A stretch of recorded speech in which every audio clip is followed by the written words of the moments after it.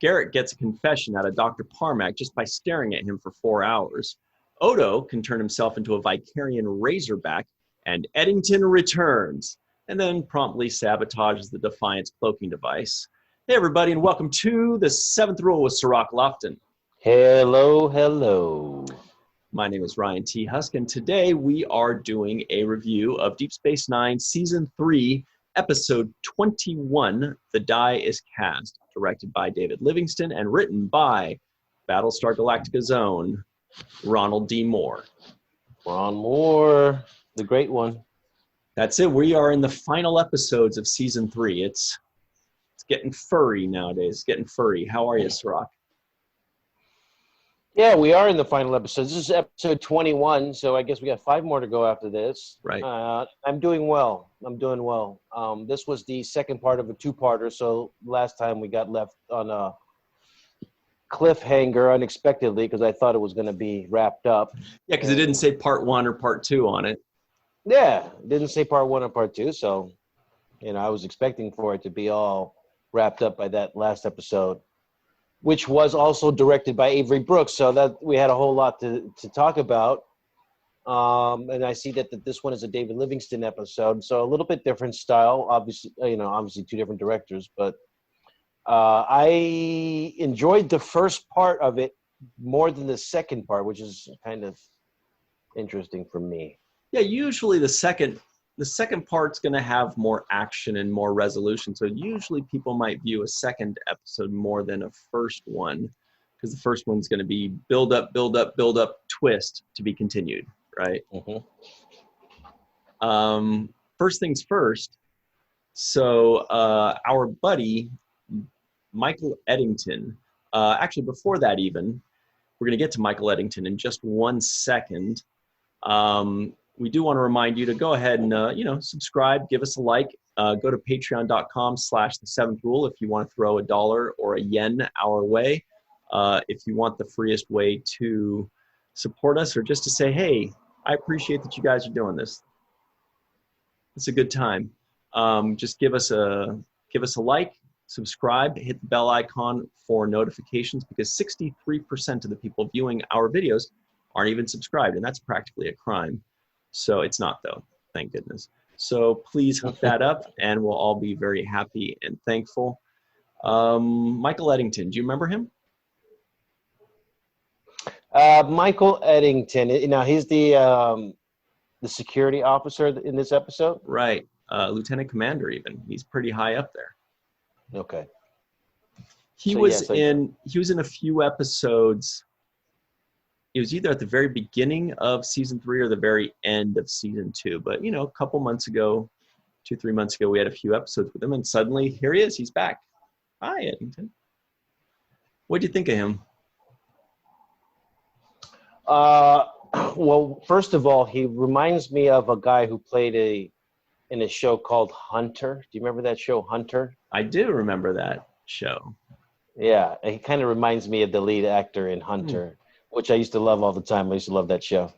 But no, I thought he was pretty good. He's the double agent in this particular episode. Well, he's following orders that were given to him directly from the Admiral, because when he was originally transferred over to Deep Space Nine, it's because they didn't fully trust Odo to be the security chief of this giant station, because Odo is not Starfleet. So Starfleet, headquarters was like, we got to have a Starfleet officer at least working in conjunction with it. It's kind of watching over Deep Space Nine, but also kind of keeping an eye on Odo, who is a changeling, by the way. So he's kind of a double agent in that he reports kind of directly to Starfleet admirals, more so than Sisko. And as you saw, that kind of screwed things up for a minute there. Yeah, I thought he did a good job in this episode. He was definitely relevant, and he had some redeeming qualities that were expressed, I guess, midway through this, where he makes a promise to, uphold his allegiance to Sisko. One of the things I really did like about this episode was Sisko's action, and it was a real decisive action, even though it went against Starfleet and the Admiral's orders. I just liked the way he did it. It was really decisive. He knew that the window of time was short, so he had to make a decision very quickly. And he did what I think is honorable about all of the military, which is the idea that no man is left behind. Exactly. And that's one of the things that I think showed tremendous courage and bravery on his part. And I enjoyed watching that kind of unfold in his own rationale for why it needed to be done. Yeah, and that's the line that kind of echoed in my head too. It's like, I've never been in the military. I don't know. I don't think you have either. But even those of us that haven't know that line, that nobody gets left behind. Like it's just not an acceptable course of action. And, thank God, because if you're that person, you're like, you don't have to think, well, are they even going to come back for me or not? Just hang in there. Somebody's going to come looking for you. Even if you're, a bucket of goop and a Cardassian tailor, So that was cool. That was the right decision, even with the Admiral, saying that you better not do it or you're going to get a court-martial. Yeah, I thought it was the right decision, and I like the swiftness that that Sisko takes with making it. It was just like, and there was a moment there actually where they're on the bridge of the Defiant, and Kira says, "Oh, I'm getting a signal. It says that you absolutely cannot go."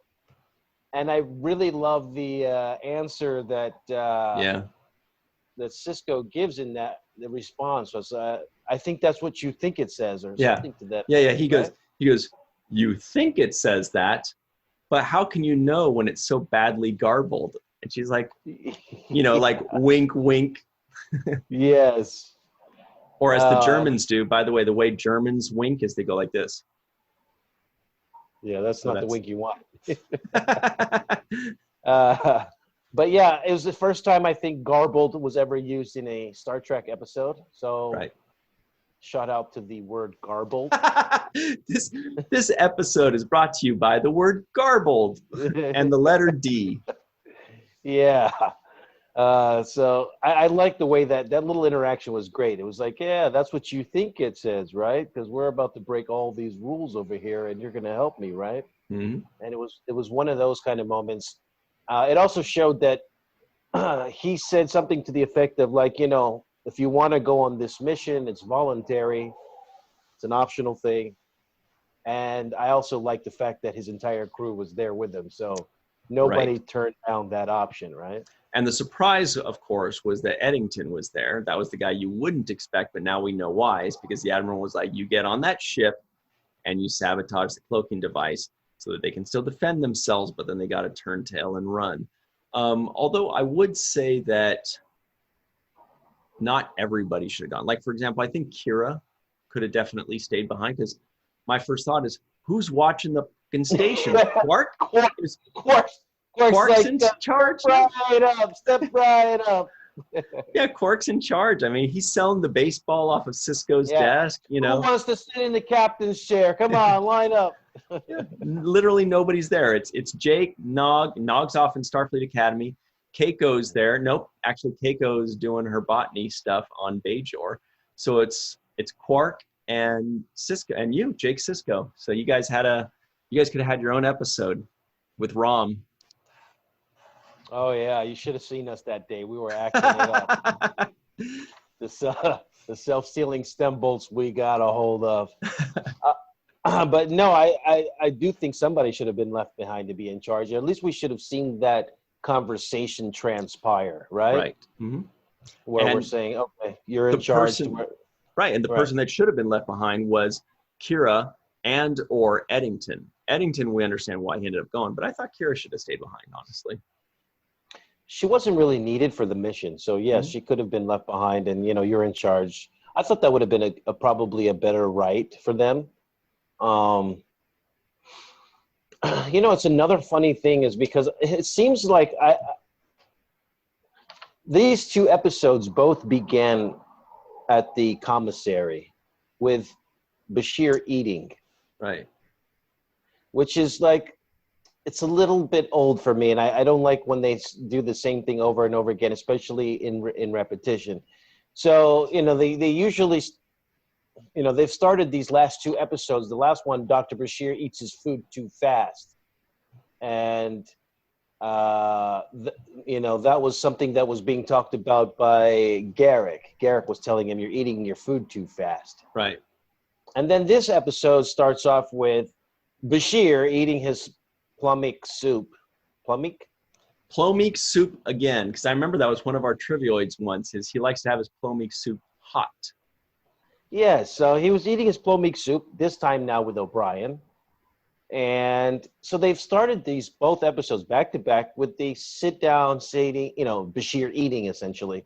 And that to me is just a little bit lazy on the writing, because they should be aware that that's how they started the last episode and mix it up a little bit. Can't be the exact same, hanging out spot and starting an episode exactly the same way.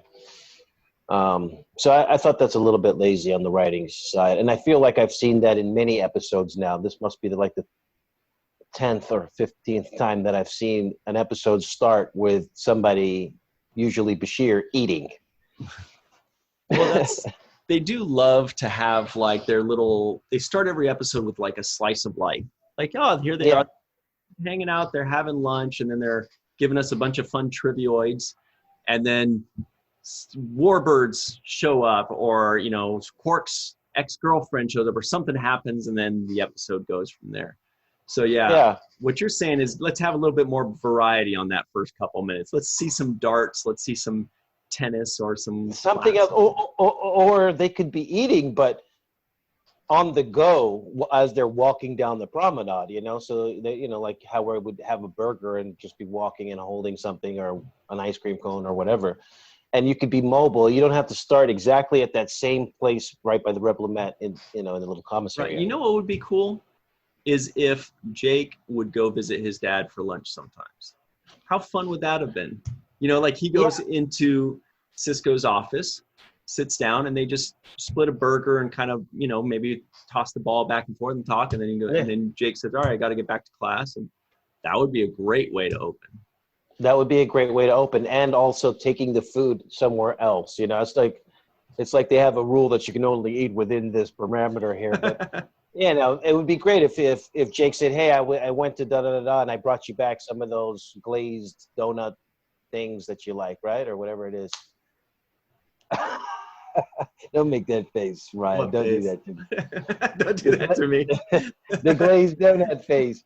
But yeah, something like that. I brought you back this, and like somebody goes to the store and brings back some pastries or whatever, and you share that. So I think they need to stay away from the sit down, starting the same way at least twice in a row, because it stood out to me. I was like, well, haven't I seen this before?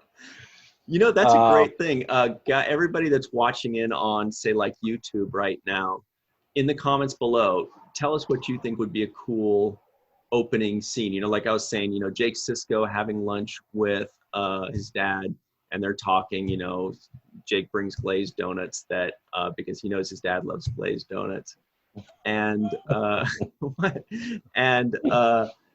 or maybe you've got somebody going into Garrick's tailor shop and saying, did you hem my pants properly, and whatever like that. There's so many things. You're right, because this isn't a starship where there's only a few things that could be happening.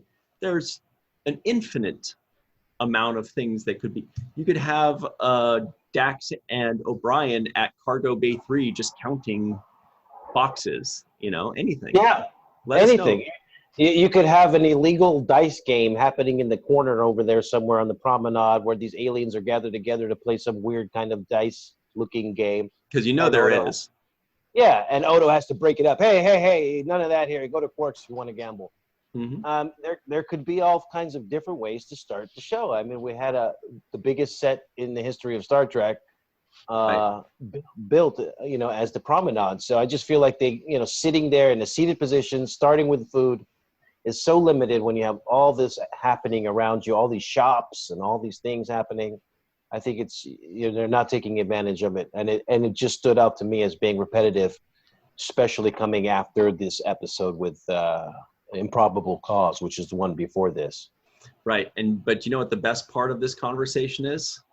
I and others love all those lunch scenes. Like, those are kind of like these legendary things of like the lunches between Bashir and Garrick, but it is true that there's so many things they could do with that, but people do love the Garrick and Bashir conversations. That's kind of like one of the big highlights when looking back on it. It's all the little verbal chess matches that those two have, and how Garrick's always like, but doctor, maybe it's this or maybe it's that. And he's like, oh, come on, Garrick, and they have a little banter. But I understand that it's part of the thing that you kind of, familiar with, and it makes you into your comfort place, which I feel like in the Jake and Nog world, in our microcosm of this experience, it was the upstairs, right, dangling our feet, looking down from the upper deck of the promenade. Right. Which again would be, something to see, would have been nice to have seen up until this point. Hey, Nog, I'll meet you upstairs. Well, let's go have a milkshake or something up there. We're sitting there drinking milkshakes. It could be our hangout / eating a snack spot. Mm-hmm. So there's always ways to just manipulate it and take advantage of such a beautiful set that they design. I just feel like it's too easy to say, hey, you guys are sitting there having lunch again in the exact same spot that we just had Garrick and Bashir having lunch. Right. Yes, yesterday, which would be yesterday in our mind on the show. It was a great episode for Garrick, or 2 episodes, in that, we get to learn a little bit more about who he is, but also it's Garrick and Odo throughout. And maybe we're jumping ahead here, but very quickly, possibly my favorite line is, where is it? Oh, there it is. My favorite line in this episode is at the very end, when Garrick says, do you know what the sad part is? I'm a very good tailor. And the reason I thought that was the best line is because for many, many, many years, I worked in restaurants. I started off as a busboy, and then a host, and then a waiter and a manager, and then I moved to LA as a musician, and back to a waiter, and I worked as a waiter for years and years and years and years and years, and trying to be a successful musician, and then actor, and then producer. And only recently, a few years ago, was I finally able to quit that and leave that life behind, mercifully. And the thing that would kill me is, so often people that thought they were paying me the highest compliment, or because they liked me or thought that I deserved it, they would say, you're an excellent waiter.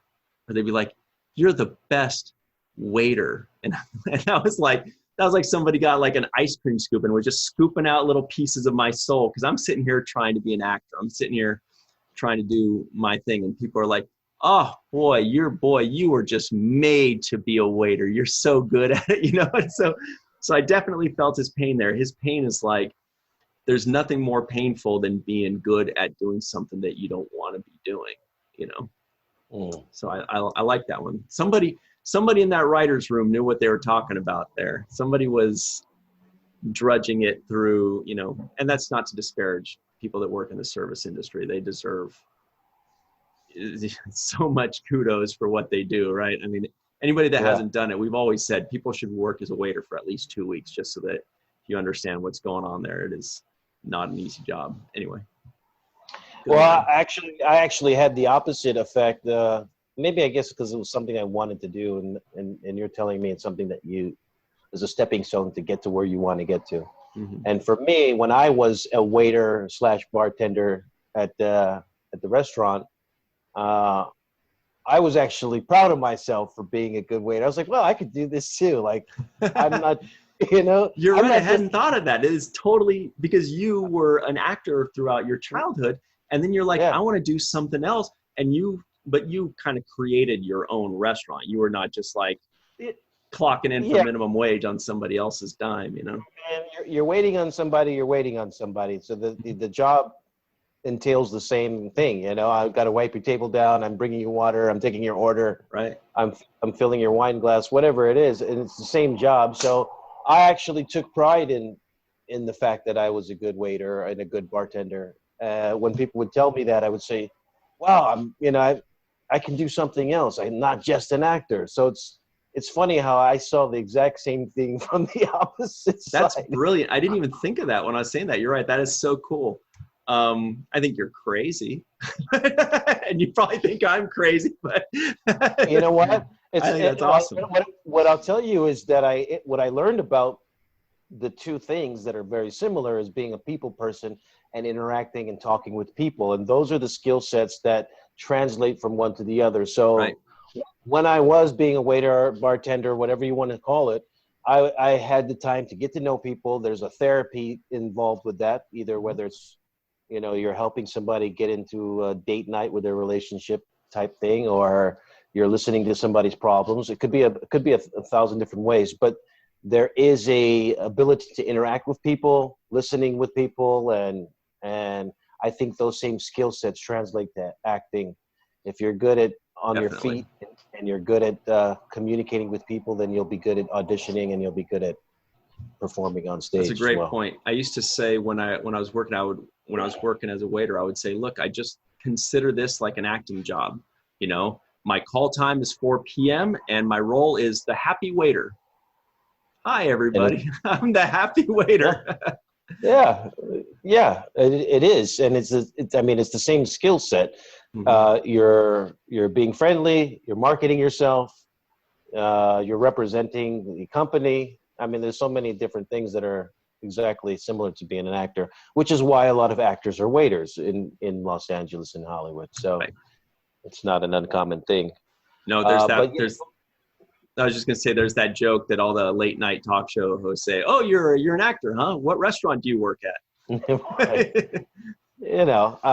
But for me, it was actually a dream to be in the restaurant business. So it's hilarious how that's awesome. I love it. So we got to take I can understand your sentiment about Garrick, though, saying it, because he was saying it in the way that you're describing, which is,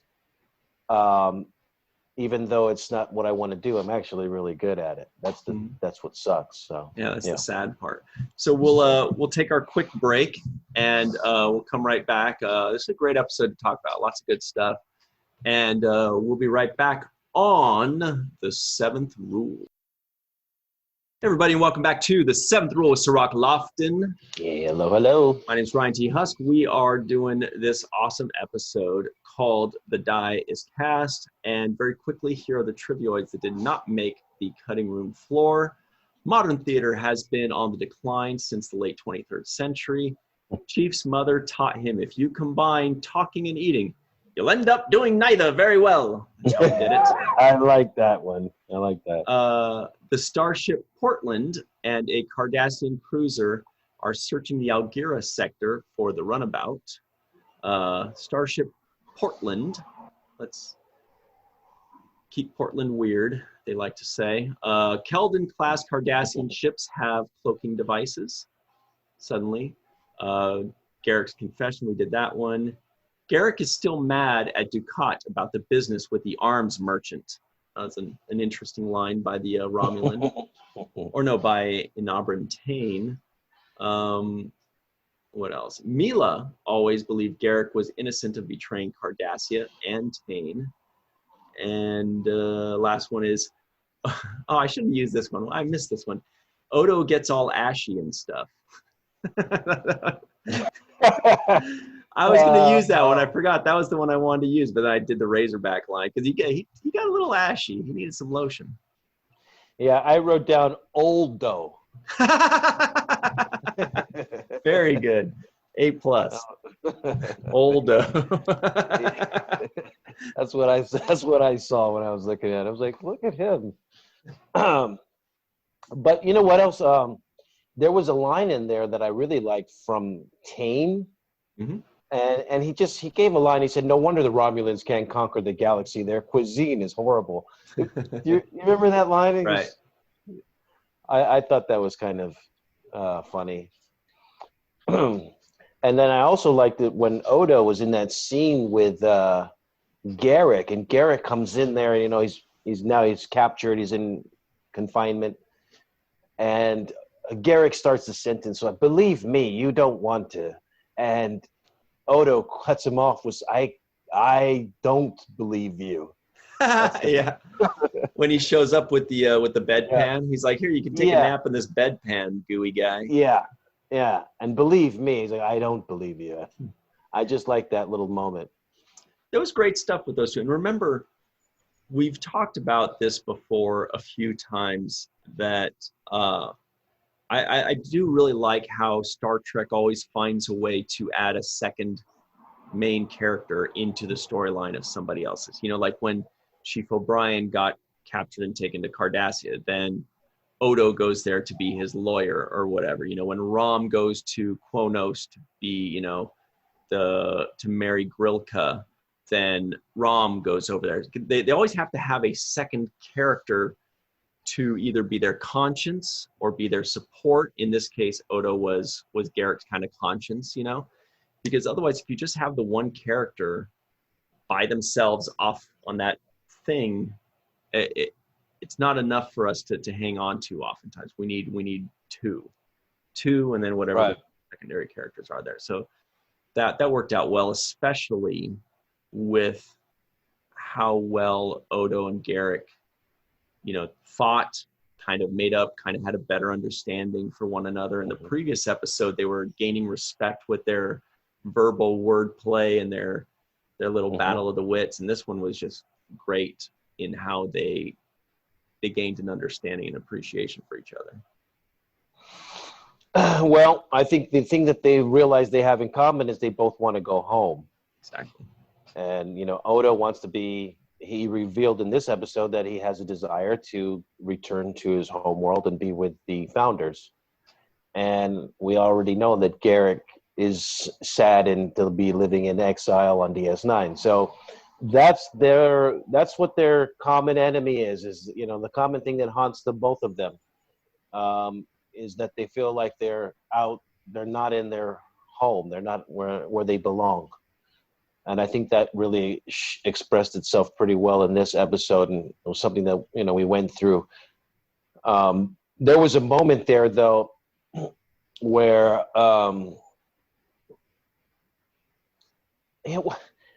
you know, there's some things that bothers me with Odo, and I never occurred to me until this particular episode, is that I don't feel like he links enough. Like he doesn't transform enough. And what really highlighted that for me in this episode was the Romulan, who was really a changeling at the end, that was revealed to be a changeling and actually starting the entire Dominion War purposefully. Right. But you see how well and how effective they were by being something else, right? So when the changeling turned into a Romulan, he was able to convince Tane and get this whole plan up and rolling, and they executed. And I just felt like, couldn't Odo be using that same technique always? Always? Well, right? I thought the same thing too. I mean, I think a lot of people did. You're right. And I think it always just boils down to budget. I mean, you're making 26 episodes a week. Yeah. You know, like, yes, he would be doing it all the time. And yes, we'd love to see that, but the budget probably is way higher, especially back then, to make him change into a Falcon or pretend to be Sisko to make Kira laugh, you know, or whatever it happens to be.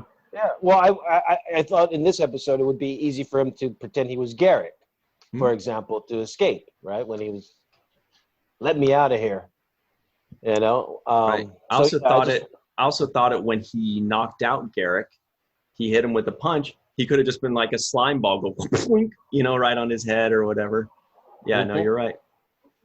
Yeah, so there's this, I feel like he can use that to get out of so many situations and alter the course of events just by pretending or appearing to be somebody else. It's such an easy thing. It's like, oh, Captain, I didn't know you were here, you know, or Admiral, sorry. You know, all of a sudden he's the head of the Tal Shiar or the Obsidian Order, and and all of a sudden now that the person who's holding him captive has to respect him and take orders from him. So he could be using that like so much more than he is. Yeah, he could just he could also, I mean, that's got to be how he gets all of his information too. Like, he sees this guy is going to meet with Quark. He puts that guy in the brig, pretends to be him, goes up to Quark and says, okay, so where's that stuff you were going to sell me? And then Quark produces the stuff, and he turns back into Odo and goes, I got you this time, Quark. Right. And the other thing is, since we had this discussion early on in the show, we talked about mass and how he's able to change mass. And if he is able to change his mass, then he could easily be a fly or a mosquito or something very small, so that he wouldn't even be observed at all. That's a good point. He must be able to, because in order to change into a bird, for example, or a rat. He's going to have to get much, much, much smaller and lighter, unless that rat is also, 150 pounds. It's like super, you're like, what is rat eating? It's a lot of carbs. Can you imagine that fly landing on your shoulder? You're like, what the hell is going on? No, it's like Ant-Man. Everybody that's watches Marvel stuff, they know what I'm talking about. Ant-Man, am I right, guys? They're like, yeah, Ant-Man. Ant-Man. Yeah, I know a little bit about Ant-Man. More like Can't-Man. And there was also another line that was very Can't-Man. There was a line there with Garrick and the Romulan. And the two of them were in the hallway together. And I think the Romulan was telling him about himself. And Garrick's answer was so great. He's like, oh, what else am I feeling? I've never been psychoanalyzed by a Romulan. Yeah. And I really liked that line. I thought it was just like classic. I mean, when you've got Garrick and Nabrantane and Romulans and Odo all wrapped up in one plot, one A plot, that's you're going to have a lot of juicy lines and a lot of good interactions. Now, we didn't really get to enjoy too many Romulan things because it was just really the one Romulan that had lines, and it turned out to be a shape shifter. So we didn't get as much of the Romulans as we oftentimes do, but it was good nonetheless. I mean, we definitely were you able to guess that it was a changeling before it revealed it? No, I wasn't. But I did sense something was fishy when he kept figuring out certain things. For example, when he was like, yeah, I agree that we should not kill Odo. Right. When he was doing stuff like that and agreeing or saying, hey, why did you want to not kill Odo? And when he's talking to you, exactly. Yeah, when he was being inquisitive like that, I was thinking, there's something wrong here. This guy's not what he appears to be. He's either a double agent, he's working for somebody else, and then clearly he was a changeling, but I didn't put it together until the moment. Right, and that's what's fun about episodes that are written like this, or movies that are written like this, where it's once you find out what the person is, you go, oh, that's why this, and this, and then you could like rewatch it later, and it kind of makes more sense. Mm-hmm. Absolutely. I really like the leadership that Sisko shows in this episode. I mentioned in the first half about kind of the decisiveness that he takes to go and save Odo. There's no question about it. He's like, I'm saving Odo. I'm not going to let him die. I'm not going to let one of my guys go. And we talked about no man left behind. But the other thing that I thought was a really decisive kind of leadership moment was when, he let Eddington. He gave Eddington a chance to come back on the ship with him, right? Right, grudgingly. Begrudgingly, but he mentioned something like, I always take a Starfleet officer's at his word. Don't make me regret that. I thought that was a classy line. It just was like, I'm going to invest this in you. I'm going to take a chance on you. And here's why, because of this your tradition and this rich history and all of this stuff. So don't let all of that down either, right? Don't let Starfleet down, essentially. Right. He's not just saying, okay, I'll do it just this once. He's saying, you be aware of what you're doing if you are lying here. You know, you're not just lying to me, you're betraying your uniform. Right.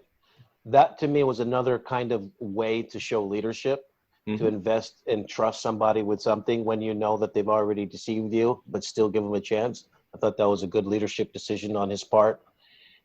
And then the other thing that I thought was really great on Sisko's behalf was when he, the way in which he kind of instructed O'Brien to fix the cloaking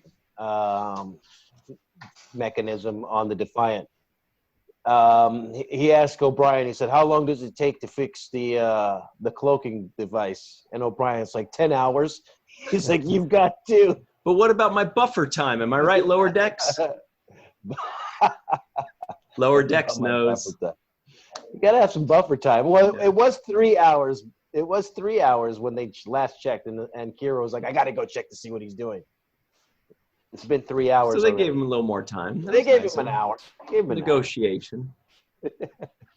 Well, they weren't getting assaulted by the Dominion yet, or by the Jemadar, which they were expecting. Dude, how cool was that when we see the Defiant doing a little bit of battle, right? I mean, those it's just, it's like night and day when you're used to just seeing them talk things out and talk and talk and talk. And then every once in a while there's a runabout with a laser or a tractor beam. And then the Defiant pops up and it's just like, bloop, bloop, bloop, bloop, bloop, bloop, bloop, and you're like, whoa, put a lot of money into that. And I think it looks cool.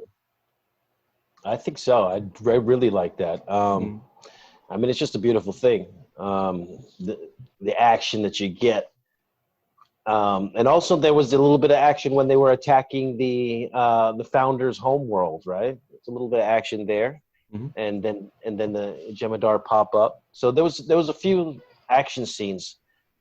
I kind of expected this Tane guy to die at the end, so I wasn't really shocked by it or saddened by it. It kind of was. The thing that was interesting to me was that Garrick risked his life to go back and get him. Why do you think that is? And then Odo risked his life to go back and get Garrick, going back and get him. Yeah. Which is pretty interesting to me. Yeah, because he could have gone. Garrick just said, wait as long as you can. He didn't say, yeah, exactly. So wait as long as you can. So Odo could have been like, well, I've waited long enough. Gotta go. Oh, 5 seconds. Yeah. I just know Quark's up to something. I got to get out of here. Yeah, he didn't do that. He actually went back. But it was just, I was surprised a little bit about Garrick going back because I felt like he had already paid back his debt to Tane by just showing up and being a part of this plan and pledging his allegiance and saying, I'm back. I thought that was enough already to just kind of square the debt with Tane. Right. At least that was what Mila was kind of hinting at. Like if you by the way, gets a non-appearance mention. Maybe her only one, but she definitely got one in this episode. She appeared in the previous one. So right. That was a good one. So, you know, it's just another time in which we really get shocked by who Garrick really is, because he really appears to be real low-handed and kind of an unscrupulous character, but he has a real moral compass that he's guided by, and he does show compassion. He does show care for people, you know, even though he has his own way about it and it's not going to be honest and not be forthright. But he still has, ultimately, I feel like he has good intentions. Yeah, the interactions with him and Odo were great, again, in the previous episode and in this one. And really, they both have that deep, dark secret that they both secretly really want to go home. And for different reasons, they keep it from other people. Odo, because, you know, he doesn't necessarily want to admit it to anybody because he doesn't even know why or understand it. He's kind of ashamed of it, and, you know, it's not anybody's business.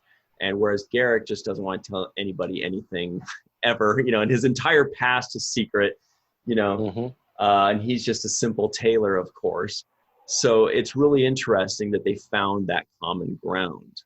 And, I do think that that's kind of what I got out of this two-parter, is that now these two characters that really hardly had any interaction at all found a common ground in the first episode where they were kind of battling it out and dueling the wits. And now in the second one of saying, hey, we're both kind of the same type of fish out of water character that longs to go home. Yes.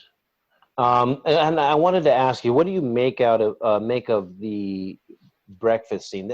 There was a moment at the end where Odo's, hey, let's go have breakfast together. That way, the next episode they can start with them having breakfast. At the exact you're like, great, more eating. Like, you guys can't start every episode with people eating at this exact location. But anyways, but Garrick makes a face. He says, "I thought you don't eat," and Quark was like, Odo says, "I don't." Odo says, "I don't," and walks away. But Garrick ends with a face, and the face, I wanted to ask you, what is that face saying to you?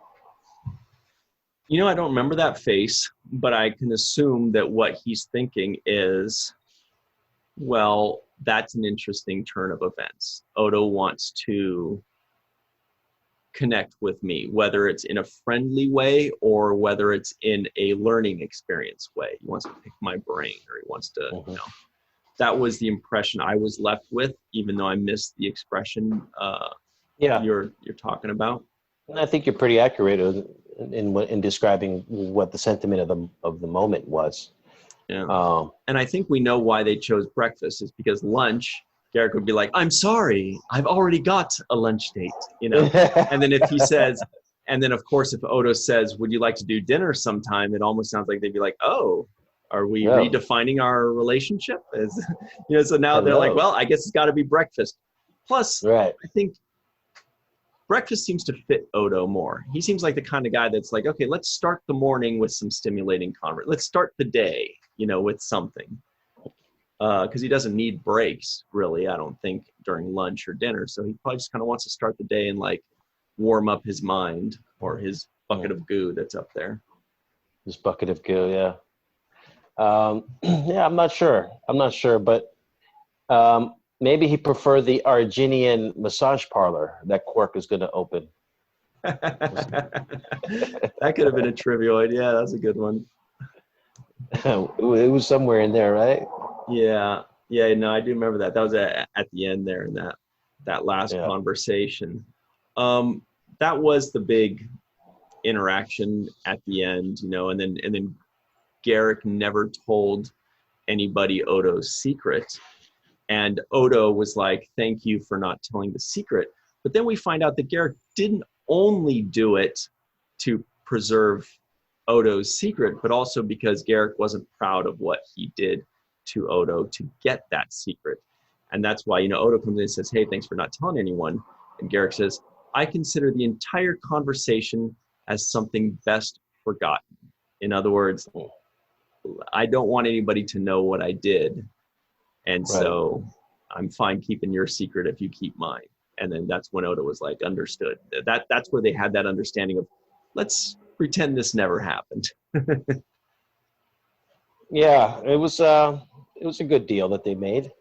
Of course, Odo suffered a lot more than Garrick did, because he really was essentially tortured by Garrick. Right. Yeah, he made him get all ashy with no lotion, and he stared at him for 4 hours like that other guy. How funny is that, though, that he's like, you just stared at him for 4 hours. He's like, those eyes. And we're all thinking like, yeah, we know what he means, man. Garrick's got some pretty shifty eyes. He's got crazy eyes. He does. That was Dr. Parmack, right? That's right. Yeah. And then I liked there was a small exchange. It wasn't much, but there was an exchange between the Admiral at the end with Sisko. Right. And in that exchange, he says, I'm not going to report this thing that you just did right there when you disobeyed my orders, but don't let it happen again. Otherwise you get court-martialed or promoted. And he goes, either way, you're in trouble. Yeah. And I just thought that was interesting because Well, is he Captain Sisko at this point? Not yet. He's commander. He's still commander. He's still commander. Yeah. So a promotion makes him a captain. Right. So that's interesting. Maybe they were foreshadowing that a little bit and saying what to expect, in the near future. So I thought that was just a little Easter egg to what is to come, Mm-hmm. Yeah. I think he becomes a captain pretty soon, if I remember correctly. Like within the next, I think it's at the beginning of season 4. Yeah, it's within the next 10 episodes for sure. Because and the writers have said in the past that it's just because like he's acting like a captain, and the stakes are raised so high, he's no longer just some guy in a Cardassian mining station overseeing the Bajoran provisional government. That a commander can do, a lieutenant could probably do. But now there's this wormhole, there's the Dominion, there's the Gamma Quadrant, there's war at every corner. Like, the stuff that he's doing is bigger than what a lieutenant or a commander usually oversees. And they're, basically the storyline forced their hand to where, like, he's obviously a captain. We wanted a commander, but he's obviously a captain. And he carries himself, the actor carries himself as a captain. This is a captain, Especially, like I was highlighting in this particular episode, I feel like he takes a lot of steps that show you that he's basically acting and behaving like a captain. He goes to get his man. He tells his crew it's voluntary. Who's coming with me, and he approaches things with this really calculated kind of logic. I really like the way his rationale and reasoning in as a leader, you get to see it kind of play out in how his thought process goes. So those are the things that I really enjoy about him. I still didn't like this episode as much as I liked the one before it. And I'm pretty sure that the rating will not be as high as the 8.7 as we saw in the last episode. Well, it's interesting you say that because we are out of time. So it is time for you, Jake Sisko. Jake Sisko guesses the IMDb score. Rating, what do you think? Score.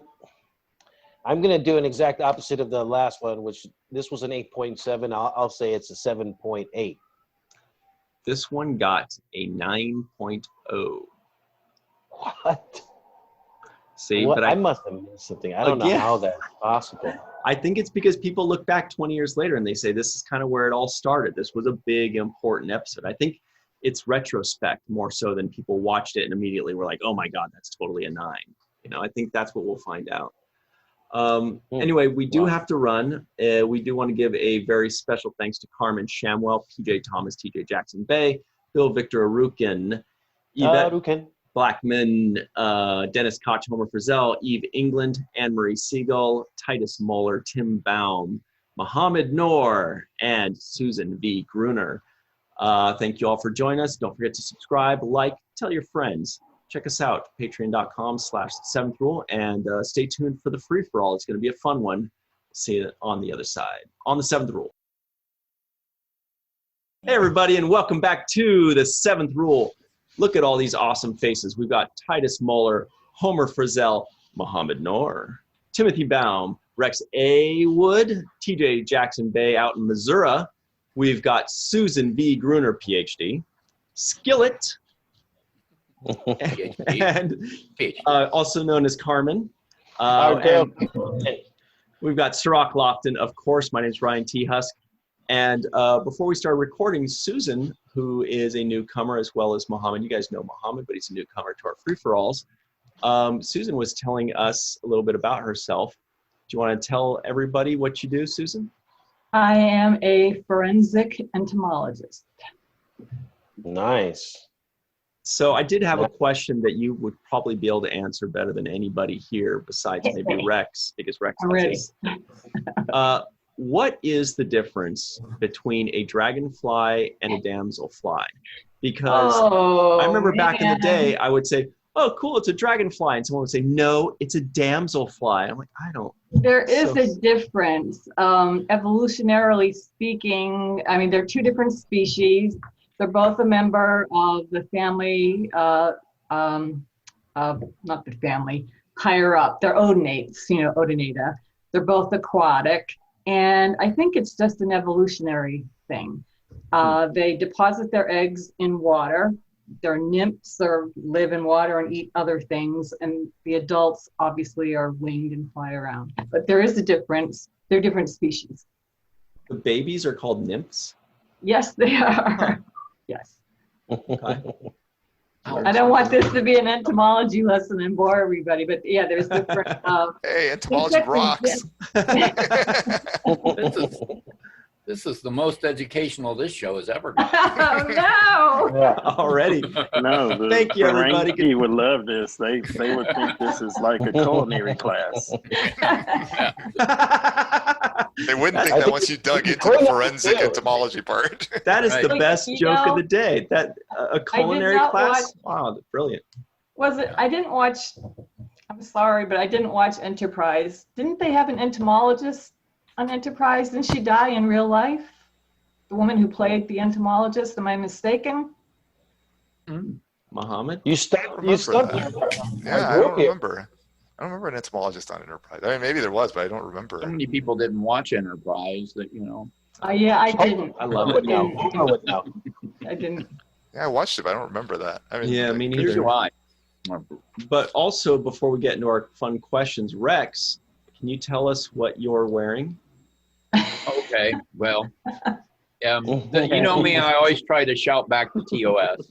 Yeah. So I'm actually wearing the medicine headband that from the episode Paradise Syndrome, that when Kirk stumbles into the little temple and gets his memory erased, and he becomes Cirroc, which is actually becomes the Yes. medicine man of the I was tribe. going to say, No, was his not, last name not Lofton? Cirroc. I thought you Cirroc. said. Okay. Thought you were You calling got my name. you got to do it right. I am Cirroc. that kind of thing. Oh yeah. But actually it's from that episode where the asteroid is going to actually destroy the world, and they have to find a way to move the asteroid out of the way. And so he gets his memory actually erased. He becomes a Native American, becomes their medicine man because he comes out of the temple, and they think he's the medicine man now. And it all goes through the episode that towards the end, he cannot get back into the temple because the communicator, when he lifted the communicator and opened it up and it makes a chirping noise, it actually is what opened up the temple, and he fell in at that point. So they can't figure out. So finally, Spock shows up to save the day, opens up the temple, and they actually turn on the beam, and there's a big blue beam that comes out and moves the asteroid out of the way. So yeah, pretty cool episode, though. A lot of Native American in it. Kirk takes Marimani, which is his bride, and ends up marrying her, and she is pregnant, and towards the end of the episode they stone her to death. So it's kind of a sad episode. Oh, So wow. it's another one of Kirk's children that we never get to see at that point because of that. But yeah. So Rock's like, that can kill you? Different kind of stoning. Yeah. Oh, okay. That Yeah, kind of stuff. stone by stone, she wasn't stoned. So But yeah. also very quickly, Susan, you said you had a question for us? Yes, I do. And I apologize if it's been asked before, but is it Bajoran or Bajoran? Somebody, please. How do you pronounce it? I Is it Well, Bajor? you pronounce the planet. The planet is pronounced Bajor. So it's something between a hard and a soft J. So you would assume that you would pronounce Bajoran based off of how you pronounce the planet, Bajor. So it's kind of like a weird sort of like in between place. I like phonetics. Well, I've noticed that on many different episodes, different people pronounce it differently. And it kind of drives me right. nuts. I'm a Yeah. stickler for details. Right, like Captain Picard calls it Bajor. Yeah. Yeah, which is incorrect. And Ducat Yes, calls I was them going to say Ducat. Bajorans. He That's says, right. the Bajorans are my people, or Right. whatever he says. Yeah, Right. and I think Carmen, you know what you're talking about. I think it's Bajor. I think they're Bajorans. Yeah. But what do you guys think? Oh, And I'd wait. agree with Carmen. Okay. Yeah, I've heard it pronounced both ways, and so I understand what you're saying, that it is a little bit of a confusion, but I think it's like potato. Nobody says potato, though. Potato people. Yeah, I've never heard anybody. Hey, pass me the potatoes, man. Yes, I like Boil them, mash them, stick them in a stew. Am I right? Yes. It's a Lord of the Rings Jif, reference. Jif, Good reference. Jif. Homer's got an update for us. Yeah, I saw that. All I think I right. just, Tell us. Yeah, so Enterprise did have an entomologist. The character name was Elizabeth Cutler, played by Kelly Way Meyer. She passed away in 2003, and I think I had read somewhere that they opted not to recast. I think she played a fairly large role on the show, but they opted not to recast. Yeah, I don't know what the cause of death was, but way too young. I mean, she was born in '67 and died in 2003. Wow.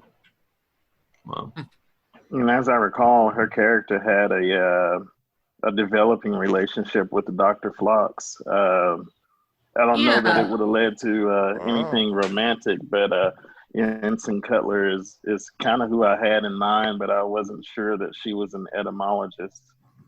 But I know that she did not be on the show. I didn't know the reason why, though. Yeah, I thought she was just written out of the show. That's unfortunate. That's sad. Yep.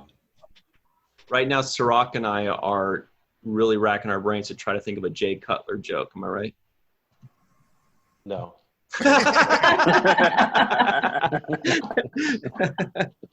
Okay, Like the quarterback? Yeah. Okay, maybe it's me Very and Homer. Me and Homer. I wasn't working very hard at that. Here's All a right. good joke about Jay Cutler. He's a very bad quarterback, and he just kind of sucks. Ha! Get it? Yeah. Okay. He's a fan of the show or not? So let's. So I'm really interested to see how Rex ties in the episode that he's representing with the episode that you are or have actually just reviewed. So that I'm standing by for that. I'm not tying anything in. I just decided to wear it. Oh, Something different. Sorry. darn it. Sorry. Tim tells us it's cardiac arrhythmia. Is that what it was? Yes, that's what it says on the internet. So take that with a grain of salt. Cause of death. Okay, now we know. So let's ask a fun question. This was a two-parter, and I was thinking, what would be a fun question about this one? How about, what is your favorite two-part episode in Star Trek? It's going to be tough to involve any kind of Picard or Discovery, because do they really have two-parters in those? I guess the first two episodes of Discovery was a two-parter. Other than that, they're all just very serialized. We're going to start with Mr. Rex A. Wood. Okay. Well, He looks like he knows, yeah. I'll just be the TOS throwback that I always am, the Menagerie. Okay. Okay. The Menagerie is one of my favorite, just because they incorporated the original pilot series and put it all together, and was able to get that in when it wasn't, taken as well to begin with. So it's kind of nice that they were able to use that stuff and put two segments together. So that was my favorite one. Awesome. Now, is this a phonetics thing? I thought it was called a menage. Nah, that's something totally different. That's something Totally different. And that Okay. usually requires 3 parts. All right. Is that favorite Star Trek episode name? Am I right? Next Generation, Menage a Troy? That is an episode title. It's called Menage a Troy. That is No way. Are you Yeah. serious? It's a good one if you like to hear is the Next Captain Generation Picard episode, recite right? poetry. right. Okay. Menage a Troy. Okay. All right. Yeah. Major Barrett was on that one, and Yep. I'll raise my hand for that. I'm pretty sure that if that was named that episode in TOS, Kirk would have been there. He would have been there. Yeah. He would Blue be alien, green alien, there. Cameo. Yep. Commander Homer Frizzell, your thoughts on your favorite two-part Star Trek episodes? So I feel as though my memory is leaving me, and I just have mainly short-term memory. So I have to go with the last one that I watched together, and that's the best of both worlds as part of Star Trek Day. Nice. I enjoyed that, and I hadn't seen it in quite some time, and we got to see Ensign Bennett, which was cool. Tim McCormick. Happy Star Trek Day, everybody. Belated. Yeah. Happy Star Trek Day. I missed the whole thing, unfortunately. Well, I know the panels are still out there. I don't On know YouTube, if you yeah. can. Yeah, they're pretty good, especially the DS9 one. Kudos, Cirroc. Actually, Yes. that's the only Very- part that Thank I got to see because it was on you. I think Cirroc, you tweeted a link to it on YouTube, I believe, and I was able to watch it that way. But Very well done. Yeah. otherwise, I missed everything else. Remember when they It's showed all. the, oh, go ahead. Sorry. No, I was just gonna say it's all on YouTube. What were you saying? Yeah, when they showed the visitor, I started preemptively crying immediately as it started. I I know. haven't even gotten anywhere yet. I was already crying. Yeah. That was a good one. Now, is Star Trek Day something that's been celebrated for a while, or is that just something don't that's think so. like a newly kind of coined? I just knows holiday? the answer. Yeah, this was the first I've heard of it, Cirroc. So Me too. Yeah. Me too. They've mentioned I- it before, but they've never done a They thing made a for big it. deal Yeah. out of it. No. Okay. There was No, a little somebody bit of in a marketing- to-do for the 50th, but this is the first time like I've seen a whole day Yeah. planned around it. And the reason they did that was just because everything's going virtual this year. And so they're just like, well, we should do Yeah. our own thing. When should we do it? I'm sure they're like, well, Star Trek Day is coming up. Perfect. Yep. I'm guessing. Okay. So then I am in agreement. We're all in agreement that this is not something that has been celebrated in the last 10, 20, 50, 40 years. Not Right. official. Not Right. That's official. right. Okay. You're What's hip, been- you're in the know. What's been mentioned more than that is actually First Contact Day. Everybody Yeah. knows First Contact Day, right? Yep. April No. 4th. What is that? April 5th. April the 4th. 5th. You're It thinking depends of on the May time the zone. 4th. Yeah, it depends on time zone. 30 days behind. April 4th. Why April 4th? Is there a reason for that? First Contact, Zephram Cochrane in the movie First Contact. It was like 21 or 2063, something like that, right around there. That's when their first warp flight is done. And the easy way to remember that is because everybody remembers May the 4th, right? 5/4 for Star Wars Day. Well, this is the inverse. It's 4/5. That's how I remember it. Nice, Chip. Memory tool. Carmen, aka Skillet, your thoughts? Do you have a favorite two-part episode? I have two. And yes, I cheated. I looked really quick, but I knew for a fact. I knew for a fact that my favorites would be from Voyager. My favorite two-parters. The first one is the Killing Game 1 and 2. It was when the Trojan took over Voyager. And apologies for anyone who has not seen Voyager, but they put them in all these different holodeck scenarios, and they installed hollow emitters all throughout the ship, and made the holodeck like in the hallways and stuff. So I love that episode because they, of course, it's very cliche, but they explore World War II Germany, or I think they were in France actually. So that was interesting. And then the second one was Unimatrix Zero, Part 1 and 2. We got to see the sort of like subconscious world that assimilated humanoids lived in their minds when they're regenerating. So I love both of those episodes, all four of those episodes. So those are my two favorite two-parters. So like you're never going to hear any Voyager slander from me ever.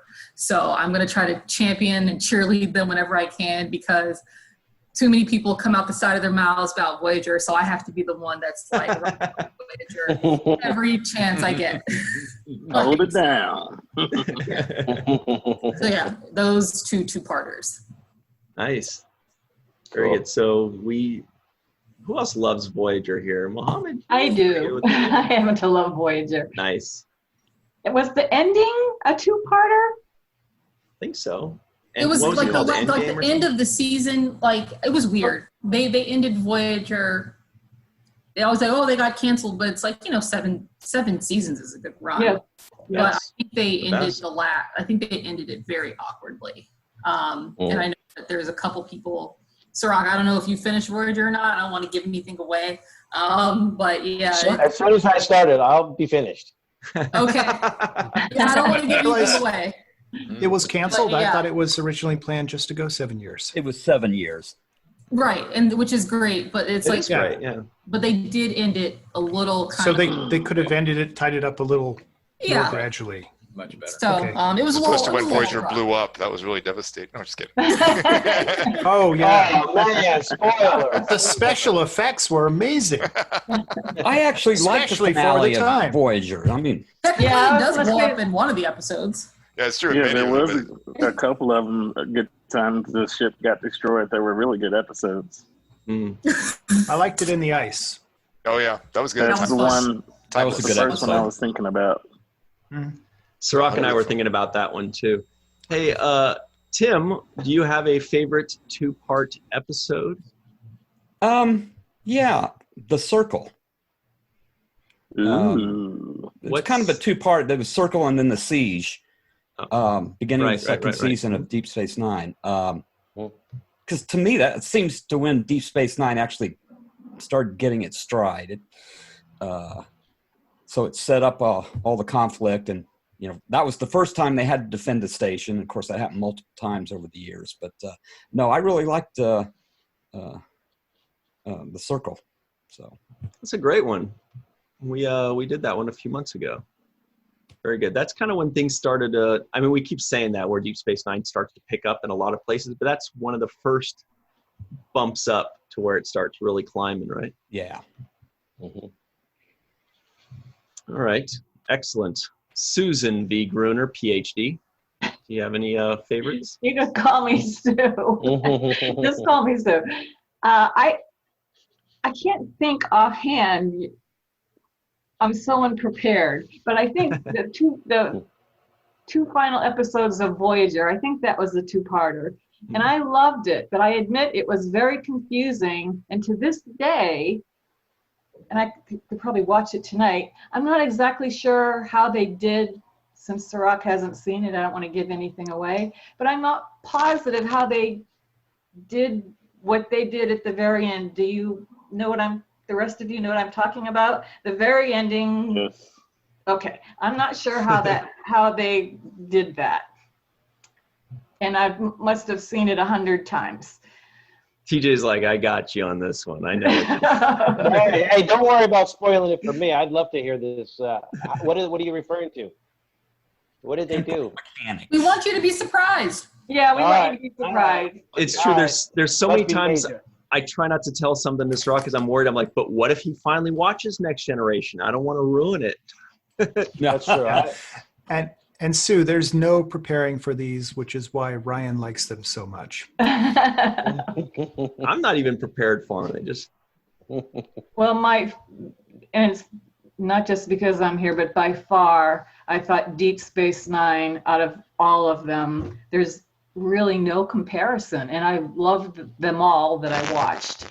I just started watching, I can't even tell you what the name of this is how embarrassed I am. What's the new one? Lower Discovery Decks. or Picard? Or No, Lower Decks? I haven't started watching that. Picard, okay, I watched that. I love it. Discovery. Yeah, Discovery. I have watched a little bit, but I'm not crazy about it. It was always, in my opinion, Deep Space Nine had the best character development and family-oriented. Just so, I realized it was a little dark. I get it. But I just thought it was so far ahead of all the others. And I love the original series. I loved Voyager, which I think I watched at the same time. Is that right? They were running concurrently Yeah, after right, okay. Deep Space Yep. Nine, in the middle of Deep Space Nine's third And then the season. Next Generation, of course, I love that too. But no, Deep Space Nine has always had my heart. I always, from day one, I thought, wow, this is the writing, the acting. Why is it so underrated? I don't get it. Why didn't you guys win more awards? What, did I miss something? I think it was a little bit ahead of its time. I think that if that show came out nowadays, it would be appreciated a lot more. People would say, "Oh yeah, this is these are hitting the nail on the head with all these topics." Everything. It's so relevant. Yeah, it's very relevant. Yeah, unfortunately, we didn't get the kind of recognition, and being boxed into the dark show, also the overlap of Next Generation and the overlap of Voyager, left us only on the air for like about a year on our own, I think. So there were a few reasons why we were overlooked. But it pisses me off to be appreciated. Also, the thing is that it still lasts, and that people are still appreciating, and we can still download and watch the episodes, and it's finally coming around and getting its due. So it has stood the test of time. Yeah, more so. Yeah, it's growing appreciation as time goes on. But also a dirty little secret is that sci-fi TV shows don't get awards outside of visual effects and makeup. They just Why? They just don't get recognition. I don't know. I mean, they're starting to a little bit more now, but I mean, it's just people like awards go to dramas, especially in movies. A lot of sci-fi are dramas, though. Like they're just set in a funky time period and in space. In Funky Town. I know for me, when Deep Space Nine was originally on, it was syndicated, and I moved across the country, and then I couldn't find it in my new city because it wasn't on at the same time or on the same station, and so I kind of lost track. And that was about when they started going into the long story arcs. So I'd see it every now and then going like, I have no idea what's going on. Now that it's available on Netflix, you can binge it and follow the whole thing through. Thank God for that. Yeah. Well, Mr. TJ Jackson Bay, do you have a favorite two-parter? Let's see. So my favorite two-parter from every series is... Wait a second. Are you wearing the Sisko kid shirt? Is that what I just saw? I just saw it for a second. There it is. There it is. All right. Yeah, she hooked me up. Nice. Nice. I just saw that little tip right there. I was like, wait a second. Yeah. We're not going to talk about the tip. I know. I was like, oh, shoot, what have I said? Anyway, go ahead. But anywho, okay, so favorite two-parter. Well, since Homer took the best of both worlds, which was, in my opinion, the low-hanging fruit. First of all, the one that we just, I'm kidding. The one that we're reviewing now is absolutely one of my favorites. There's so much development for Garak's character. And, I sympathize with a lot of the feelings that were expressed in Garak and Odo's conversation about them, missing home and feeling out of place and assimilating into, a world outside of, where they originated and having that longing to go back. I appreciate that feeling and the way they expressed it. But if I'm going to go, since I like to steal more than one answer all the time with another two-parter, I will also go to Voyager and say Future's End was a really fun one for me, where they went back to 1990s Earth and got to walk around Los Angeles, and with Sarah Silverman Tuvok tries to talk their way out of a traffic ticket with pure Vulcan logic, and also is a real freakosaurus. And yeah, that was a great episode and a lot of fun to watch. If you want to have a good time, TJ, go back and watch their outfits for when they're trying to fit into 1996 Earth, and just look at the outfits that Tom Paris and Tuvok are wearing. It's just, it's gorgeous. Yeah, Tom's 20th century knowledge. Again, words out of Tuvok's mouth. It's a wonder they survived that experience based on Tom Paris's knowledge of the 20th century. But yeah, that's a really, really fun two-parter. Mm-hmm. Nice. Dr. Mohammed Noor, you're up next. I was trying to think if it has to be if you're going to be strict and say it has to be a two-parter, I might go with Voyager Scorpion. Right, that was a really good one in the sense like the dynamics there and like Janeway and Chakotay not agreeing with each other and actually where the name came from with the story about the scorpion. It was all great story. Really, yeah, it was really good. If you're not gonna be strict, and this would be like actually a 3-part arc. It's the last 3 of the 3rd season of Enterprise. I actually just rewatched those recently, and like that was like cinematically good. Like this could be a movie. I thought. Right, the Xindi War. That was the last 3. Yeah, so starting out with the Council to all the way to 0 Hour. There, like it was really, really well done. I thought. And then they went to the worst episodes on the next 3. Yes. Oh gosh, I know. Yeah, actually, I would say for those 3, like you have to cut out the last minute where they're like in Nazi. I was like, oh my god, what is this? Stormfront? Yeah. You can't get down with Stormfront? No. I tried. I'm with Ryan on that one. I tried, man. I tried. You know, I got to play the devil's advocate. So I'm going to back it up. I can find some good there. Next week, let us know if you found any good. I will do that. It might take the whole week. We'll see. Challenge accepted. Titus Muller, what do you think? Favorite 2-parter?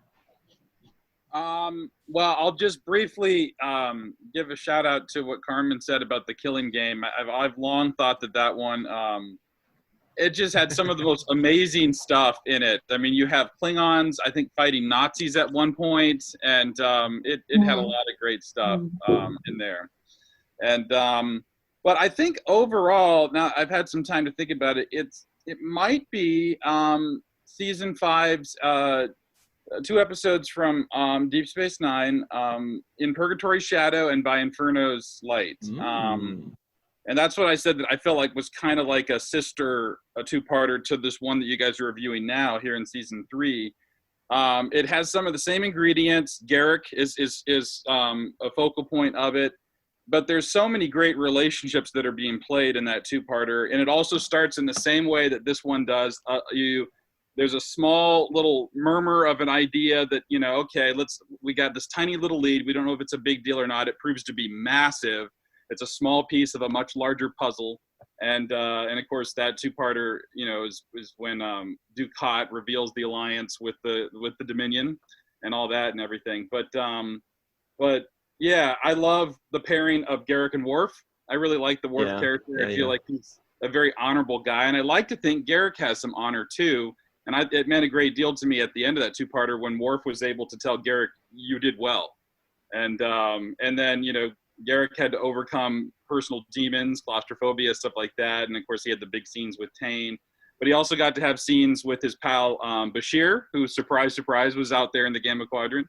And then we got to meet Martok, the one-eyed Martok, and Worf formed a real friendship there. And yeah, there was a lot of great stuff in those 2-parters, but I love how it started at this kind of small lead of we heard a distress signal from the Gamma Quadrant, and it becomes this huge thing that fulfills Sisko's prophecy and helps change the direction and push the story forward on the show in an epic way. So yeah, I'd probably say those 2.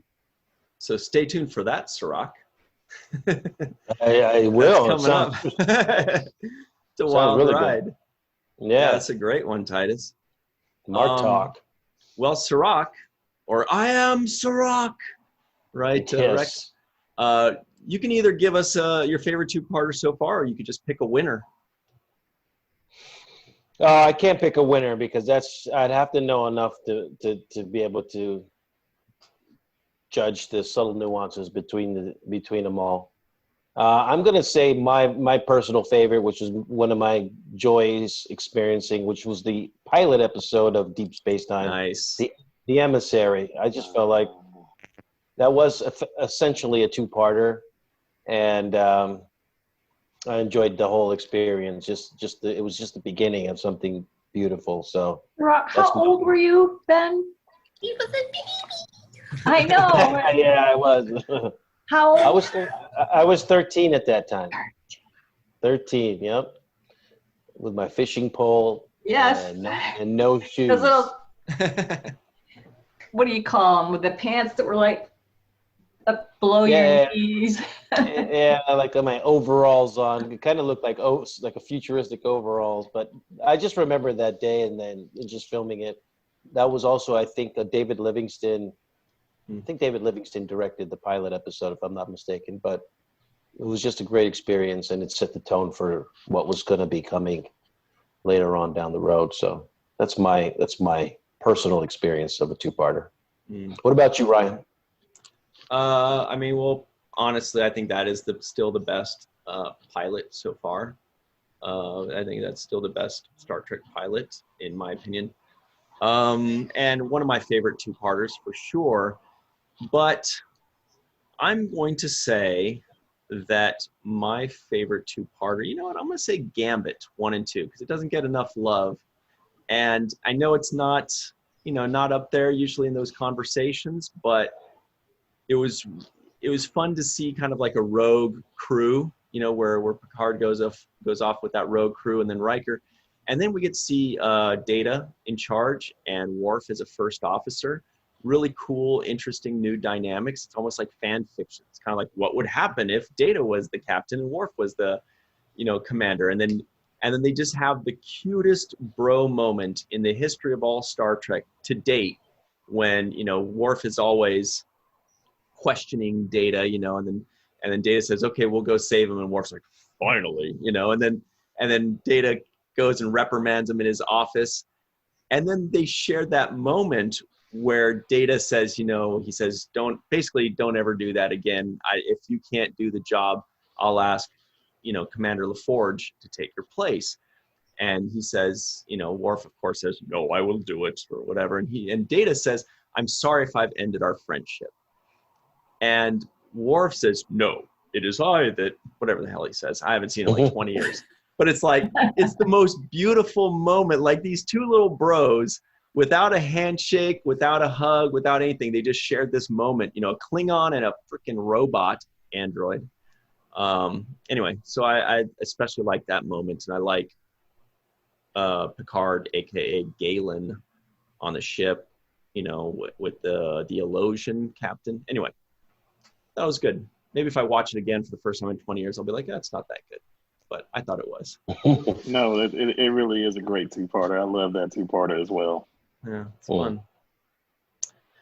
Great. Well, I think that's about all the time we have today. I have a question. And what does Homer's shirt say? Is that Planet Hollywood? No, I know it's not Planet Hollywood. It says Trek to what? Ticonderoga? Trek to Ticonderoga. Yes. There it What's is. that? Yeah. That's So, episode name. There's a recreation of the Star Trek original series sets in Ticonderoga, New York, and it is amazing. And if you like the original series or Star Trek, you should go check it out. That is on my bucket list. Yeah, I've done the tour a few times, and I have had the good fortune to also do the tour as conducted by J.G. Hertzler. Nice. And he was in character as Martok, so that was interesting. And Mohammed tells us where we can find more information on that. Awesome. StarTrekTour.com. Nice. Nice. There Yeah, it is. they are open again. Of course, it's like a socially distanced tour, and it would be helpful if you actually buy tickets in advance to keep them going, because I think it's been rough during the queue. Great. And TJ tried to sneak by without showing us his shirt too. I'm glad we caught him. TJ. Yeah, we got you, TJ. That's Cirroc's Well, don't sister that tell makes Homer, those but shirts. I also, so don't tell Homer, but I also was able to cop one of those gators. Oh, cool. Oh, Oh, we Sorry, won't tell bud, Homer. you're not unique anymore. clearly I have to up my game. Got to So switch it up. that's Cirroc's sister, AbyssinianKiosk.com. We'll put the link in the description box. Check it out. She makes all kinds of amazing stuff. It's very Ethiopian-inspired, Ethiopian art, and a lot of it is also Star Trek related, including like the shirt that TJ just showed you. I think that's about it for today, right, guys? Tally ho. Well, thanks very much for joining us. Titus, Homer, Mohammed, Rex, TJ out in Missouri. Sue, Tim, Skillet. People are wondering like why we're calling her Skillet. That's what it says. I on her love name. that. Look. Listen, when you have a face like this, you just can't have people going around calling you your government name. I need to, stalkers and all those things, all of my fans. Mm-hmm. I prefer to have, A stage name. Yeah. Speaking of your face, not to embarrass you, but when you were looking to your left about 10 minutes ago, I was noticing you've got a great profile. It's a really nice profile. Whoa. Now she's gonna be afraid to look left or right. She's gonna be self-conscious. But really, I was like, wow, that's really nice. You got a great profile. That's oh my God. Thank you. That's very nice of you to say. Oh my God. Now she's like, I'm never gonna look to the right or left again. Really, right? That was the boyfriend. There it is, Cirroc. He was taking a nap, so he just woke up, so he came to say hi. Cirroc, you've got a great profile too. Oh, thank you. Jeez, it took me a long time. Yeah, no, that's great. That's funny. No, yeah, it was a good hangout today, though. I enjoyed that. It was good to have you today as well, Susan, and welcome you to the conversation. Thank you. It was great to be here, really. And where are you located? Florida. Gainesville, Florida. Okay. Home of Do I have to AJ say? Styles. Ladies and gentlemen, AJ Styles. Is that a fashion thing? Somebody's going to know who AJ Styles is because I remember them always saying Gainesville, Florida. Well, he's from the Tom Petty's from Gainesville, Florida. Who? Tom Petty was from that's Gainesville. cool. Right. Great. Well, thank you all for joining us. Shout out to Tom Petty. Rest in peace. Awesome dude. Sings about Ventura Boulevard, which is just a mile or two from my house. So I think about him a lot. And, Happy anniversary to Tim Baum. Yes. Tim, you unmuted yourself to say something. No, actually, I tried to unmute to say thank you, but I said thank you before I unmuted. So anyway, can you believe it? I'm working on a master's in computers, and I still can't figure it out. So it's just all right. Well, thank you all very much, and always remember the 7th rule.